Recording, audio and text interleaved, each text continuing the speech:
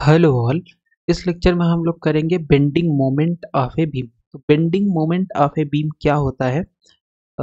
ये बेसिकली होता है आपका Y I G upon R. ये प्रूफ करेंगे। ये क्या होता है? Bending moment. ठीक है, bending moment of a beam. ठीक है, तो bending moment of a beam क्या होता है? इतना होता है Y I G upon are. सबसे पहले इसको समझने के लिए सपोज हमारे पास एक बीम है। ठीक, इस पॉइंट पे बीम क्या है? फिक्स है। ये जो आपके पास दिख रहा है, इस पॉइंट पे बीम क्या है? फिक्स है। और अभी इस पे कोई वेट नहीं लटकाया गया था।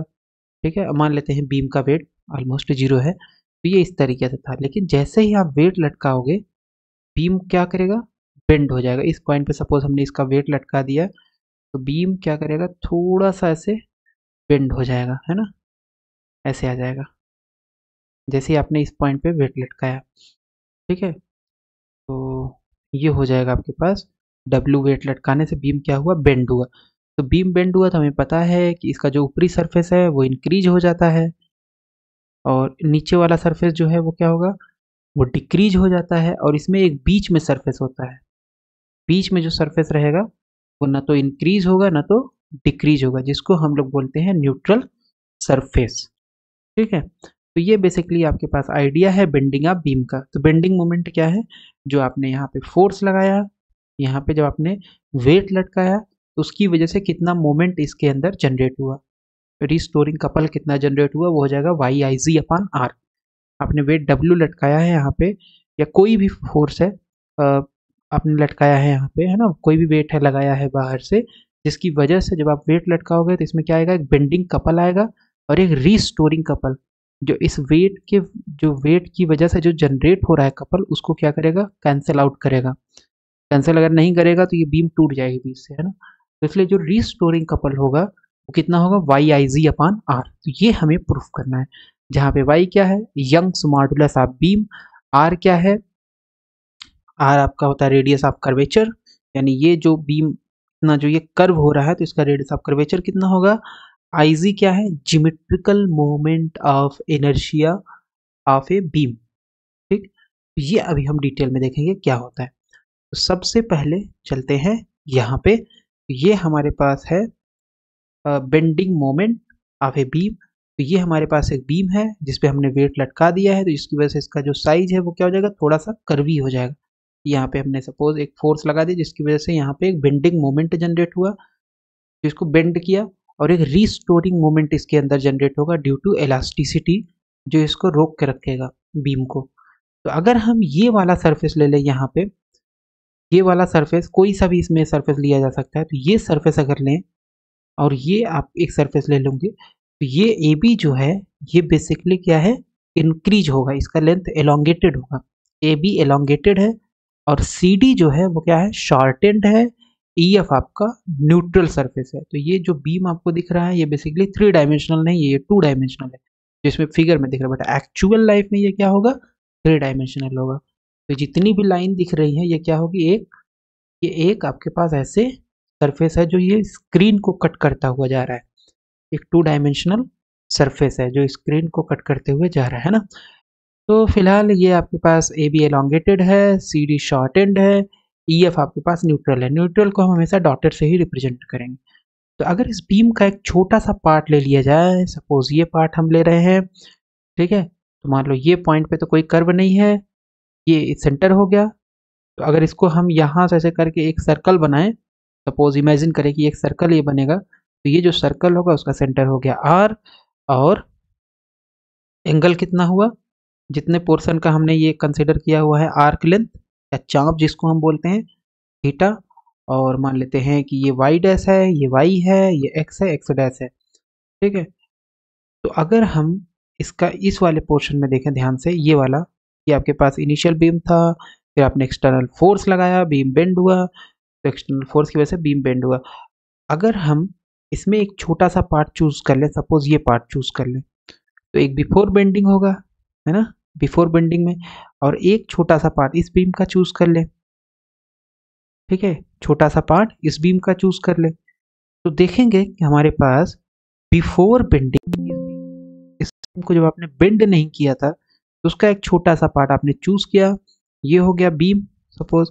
तो इस बीम का जो छोटा सा पार्ट आपने चूज किया हुआ है, इसमें एक होगा न्यूट्रल सरफेस EF, एक है C पॉइंट, एक है D पॉइंट, एक है A, एक है B, और एक है G, एक है H, है ना, इतना है। तो अगर हम ध्यान से देखें, इसको जब बेंड करेंगे बीम को तो क्या होगा, न्यूट्रल सरफेस से जो ऊपर वाली एक्सिस है वो सभी क्या हो जाएंगी, एलोंगेट हो जाएंगी। न्यूट्रल सरफेस से जो ऊपर वाले हैं सरफेस वो सभी क्या हो जाएंगे, एलोंगेट होंगे, यानी इंक्रीज हो जाएंगे जैसे आप बेंड करोगे। तो ये आपके पास इनिशियली कितना था, AB था, बेंड जब आपने कर दिया तो ये क्या हो जाएगा, A डैश B डैश हो जाएगा। ठीक है, GH था, बेंड कर दोगे तो G डैश H डैश हो जाएगा। EF था बेंडिंग से पहले, बेंड करने के बाद E डैश F डैश हो जाएगा। और फिर आप इनिशियल आपके पास CD था, बेंडिंग के बाद कितना हो जाएगा, C डैश D डैश हो जाएगा। तो ये बिफोर बेंडिंग फिगर है, ये आफ्टर बेंडिंग फिगर है। हमने इस बीम का एक छोटा सा पार्ट चूज किया, बिफोर बेंडिंग और आफ्टर बेंडिंग। ठीक है, तो अगर हम इससे, यानी जो न्यूट्रल सरफेस है E डैश F डैश, हाँ E डैश F डैश का कोई भी मान चेंज नहीं होगा। E डैश F डैश क्या है, न्यूट्रल सरफेस है, चाहे बिफोर बेंडिंग लेंगे चाहे आफ्टर बेंडिंग, तो इसका मतलब है E dash F dash is equal to EF। बाकी G डैश H डैश ये डिफरेंट होगा, A dash B dash different होगा, C dash D dash different होगा। मान लेते हैं ये बेंडिंग कितना हुआ है, कितना एंगल है, थीटा। ठीक है, तो अगर इस न्यूट्रल सरफेस से हम GH की डिस्टेंस मान ले, GH कहीं भी हो सकता है, यहाँ भी हो सकता है, यहाँ भी हो सकता है, यहाँ कहीं भी हो सकता है, तो मान लेते हैं GH आपका कितने डिस्टेंस पे है, ये है लेट्स से Z डिस्टेंस पे। ठीक है, ओके, तो अब यहाँ से देखते हैं हम, GH is equal to EF। अगर हम बिफोर बेंडिंग की बात करें, यहाँ फिगर से देखें तो ये आपके पास GH है, ये EF के बराबर होगा, ये AB के बराबर होगा, ये CD के बराबर होगा। तो यहाँ पे हमारे पास है GH is equal to EF, OE dash is equal to OF dash is equal to R। फिर से बैक स्लाइड में चलते हैं। हाँ, OE dash, okay, OE dash ये is equal to OF dash is equal to R। मतलब neutral surface का जो रेडियस है, रेडियस ऑफ कर्वेचर है, न्यूट्रल सरफेस का जो रेडियस ऑफ कर्वेचर है वो हमने क्या मान लिया है, R। Radius of curvature basically क्या होगा, ये जो कर्व है अगर हम इसको इमेजिन करें कि किसी सर्कल का पार्ट रहा होगा, तो इस सर्कल का रेडियस कितना होगा, विद सेंटर O हो जाएगा R। तो न्यूट्रल सरफेस का रेडियस ऑफ कर्वेचर है R। तो OE dash is equal to OF dash is equal to capital R। ठीक है, G dash H dash is equal to R plus Z theta.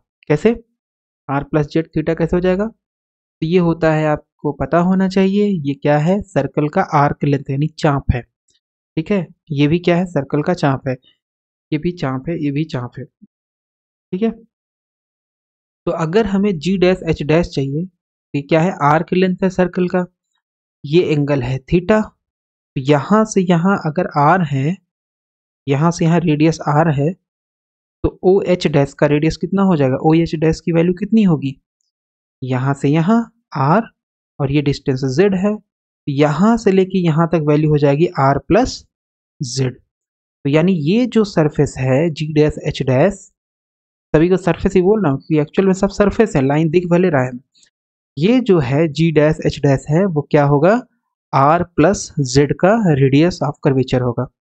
G dash H dash का radius of curvature कितना होगा, R plus Z. तो आपको पता है अगर एंगल दिया हुआ है, रेडियस दिया हुआ है R प्लस जेड, तो आर्क लेंथ कितना हो जाता है, थीटा बराबर चाप बटे त्रिज्या। तो हमें चाप चाहिए, तो चाप हो जाएगा थीटा इंटू त्रिज्या। तो थीटा कितना है, थीटा ही है इस केस में, कितना एंगल बना रहा है, और इसकी त्रिज्या कितनी है, R प्लस जेड। तो इसलिए चाप G डैश H डैश हो जाएगा R प्लस जेड थीटा। तो this is R plus Z theta. ठीक है, E dash F dash, E dash F dash भी निकाल लेते हैं, बैक आते हैं। E डैश F डैश कहाँ पे है, E डैश F डैश आपके पास हो जाएगा, सेम इसमें भी लगेगा, थीटा बराबर चाप बटे त्रिज्या। इसकी त्रिज्या कितनी है, आर की लेंथ की है R, रेडियस ऑफ कर्वेचर कितना है इसका, R है, तो ये हो जाएगा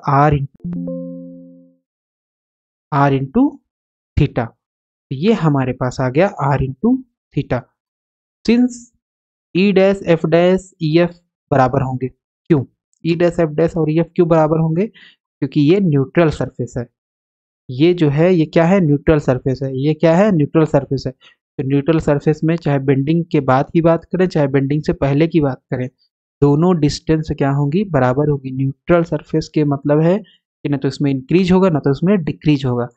तो ई एफ जो होगा वो बराबर होगा ई डैश एफ डैश के। तो इसका मतलब है E dash F dash is equal to E F. ठीक। जी एच की अगर हम बात करें, जी एच कितना होगा? जी एच कितना होगा तुरंत पता चल जाएगा।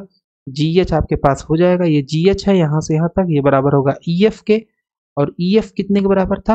आर इंटू थीटा के बराबर। तो इसका मतलब जी एच कितने के बराबर हो जाएगा? आर इंटू थीटा, है ना? ऐसे सोचो। तो यहाँ पे हम कर लेते हैं। तो ये हो गया आपके पास G H is equal to E F is equal to E dash F dash. E dash F dash हमने निकाल ही रखा था, कितना था? R into theta. तो इसका मतलब जी एच बराबर हो जाएगा आर इंटू थीटा। तो जी एच हमारे पास कितना आ गया? आर इंटू थीटा के बराबर आ जाएगा। Change in G H due to bending, तो इन फाइनल पोजीशन इतनी है, फाइनल लेंथ इतनी है G dash H dash, initial कितनी है? G H. दोनों को घटा देंगे, G dash H dash minus G H कर देंगे तो हमें पता चल जाएगा कितना जी एच में इंक्रीज हुआ है length due to bending. R plus Z theta minus R theta जब करेंगे तो ये हो जाएगा R into theta Z into theta. तो मतलब इंक्रीज कितना हुआ? Change in G H due to bending हो जाएगा जेड इंटू थीटा। इतना ही इंक्रीज हुआ है। इनिशियल आर थीटा था, बाद में कितना हो गया? R into theta Z into theta. तो इसका मतलब जेड इंटू थीटा इंक्रीज हुआ है। तो स्ट्रेन क्या होता है? स्ट्रेन होता है change in length upon original length. Change in length कितना हुआ? Z into theta. Original length कितनी थी? Are into theta. सब्सटीट्यूट कर देंगे, थीटा से थीटा कैंसिल, तो ये आ गया जेड अपान आर। ठीक है। अब हमें पता है यंग्स मॉडुलस बीम का कितना होगा? Stress upon strain. Stress upon strain. तो अगर हम इसमें से स्ट्रेस निकालें कि हमें मोमेंट निकालना है, मोमेंट मतलब टार्क निकालना है, तो टार्क के लिए हमें क्या पता होना चाहिए? फोर्स पता होना चाहिए। फोर्स कैसे निकाल सकते हैं? स्ट्रेस से निकाल सकते हैं ना।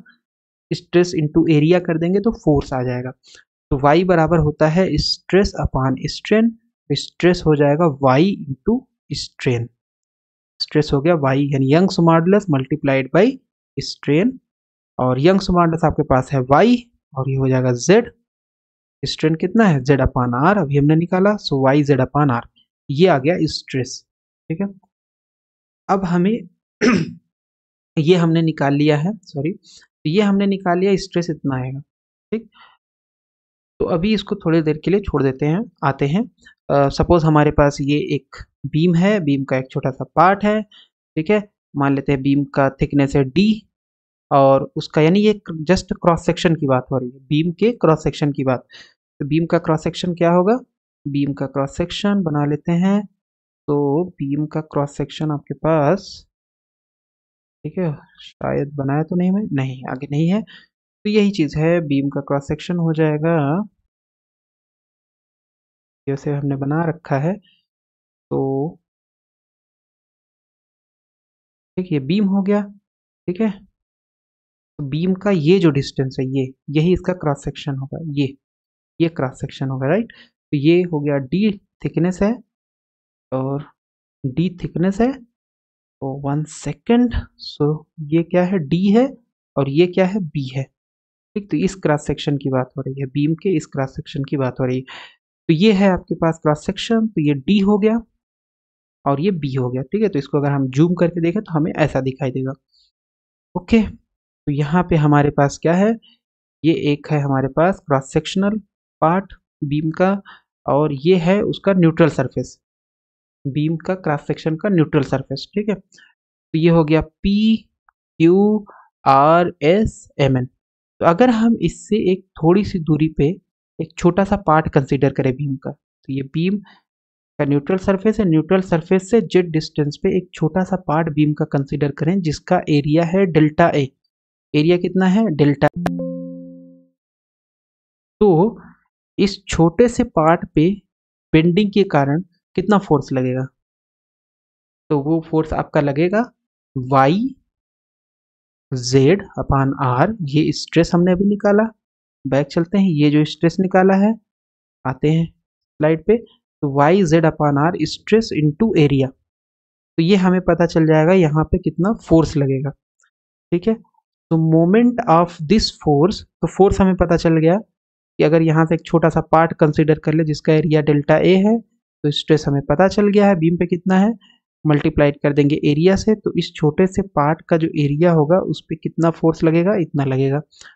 इसका अगर हम मोमेंट निकालें, जितना इस पॉइंट पे फोर्स लग रहा है, अगर इसका मोमेंट निकालें अबाउट दिस लाइन, तो मोमेंट का मतलब होता है कि मल्टीप्लाइड कर देना डिस्टेंस से, यहाँ से जो परपेंडिकुलर डिस्टेंस है उसे मल्टीप्लाइड कर देना। तो यानी ये जो फोर्स हुआ, अगर हम इसमें मल्टीप्लाई कर दें, इससे मल्टीप्लाई कर दें इस डिस्टेंस से, तो हमें क्या पता चल जाएगा, moment of this force about this axis.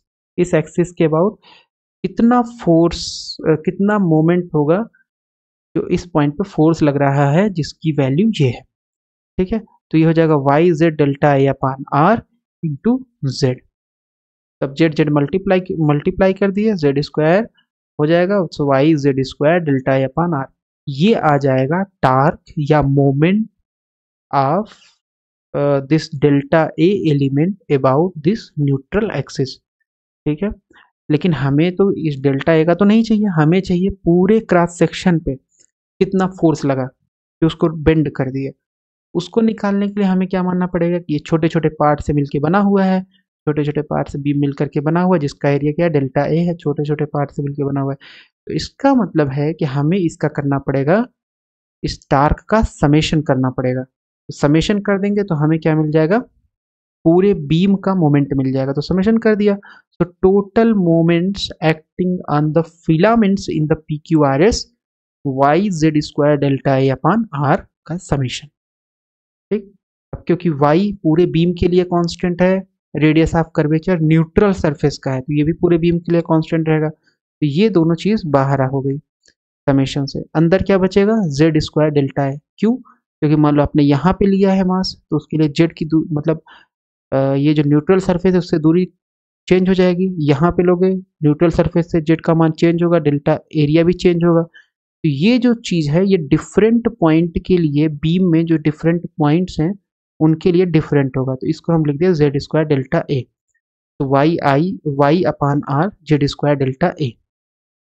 ये जो क्वांटिटी है समेशन जेड स्क्वायर डेल्टा है, मतलब जितने भी एरिया है, जितने भी एलिमेंट छोटे छोटे हैं, उनका area multiplied by neutral surface से डिस्टेंस, उसको बोला जाता है जियोमेट्रिकल मोमेंट ऑफ इनर्शिया। तो जेड स्क्वायर डेल्टा ए का जो समेशन होता है उसे क्या बोला जाता है, उसे बोला जाता है जियोमेट्रिकल मोमेंट ऑफ इनर्शिया। तो बेंडिंग मोमेंट हमारे पास आ गया, यानी ये जो टोटल टार्क हमने निकाला था, यहाँ पे बैक चलते हैं, total torque Y upon R, और ये आपके क्या है, जियोमेट्रिकल मोमेंट ऑफ इनर्शिया, जिसको हम रिप्रेजेंट करेंगे आई जी से। ठीक है, तो ये हो जाएगा Y I G upon capital R.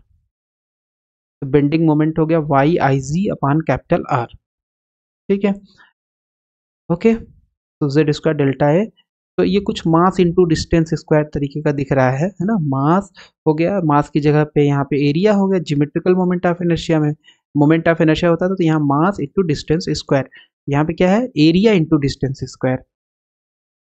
तो अगर हम रेडियस ऑफ जायरेशन के टर्म में लिखना चाहें जियोमेट्रिकल मोमेंट ऑफ इनर्शिया को, तो ये हो जाएगा ए इंटू के स्क्वायर, ए इंटू के स्क्वायर। तो के जहाँ पे क्या है, radius of gyration, radius of gyration क्या है, के है, और ए क्या है, area of the P Q R S, यानी जो क्रॉस सेक्शन है उसका area, area of cross section A, और के क्या है, रेडियस ऑफ जायरेशन। तो ये बेंडिंग मोमेंट होता है Y I G upon R. ये हम लोगों ने प्रूफ कर लिया, कितना होता है Y I G upon are.